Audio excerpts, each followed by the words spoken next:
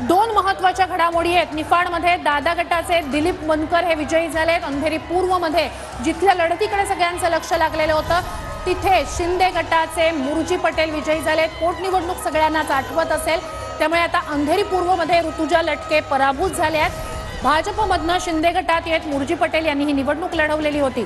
तर पुणे कंटोन्मेंट मधून ही बातमी समोर आली आहे, भाजपचे सुनील कांबळे आता विजयी झालेले आहेत। तर विद्यमान आमदारांना भाजपनं काही ठराविक जागा वगळता विद्यमान आमदारांना भाजपनं संधी दिलेली होती। पुन्हा एकदा त्या ठिकाणी त्यांच्यावर विश्वास दाखवलेला होता। पुणे कॅन्टोन्मेंट मधनं भाजपचे सुनील कांबळे विजयी झालेले आहेत। महत्त्वाची ही घडामोड म्हणता येईल।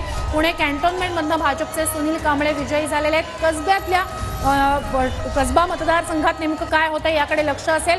लीड किंवा आघाडी पिछाडी असं त्या ठिकाणी सुरू होतं, मात्र हेमंत रासने तिथे विजयी होत आहेत का याकडे लक्ष असेल। रवींद्र धंगेकर यांचं काय होतं याकडे लक्ष। मात्र सध्या पुणे कॅन्टोन्मेंट मधनं भाजपचे सुनील कांबळे विजयी झालेले आहेत। तर कुर्लातून शिंदे गटाच्या मंगेश कुडाळकर यांचाही विजय झालेला आहे। शिंदे गटाचे कार्यकर्ते देखील जल्लोष करतायत।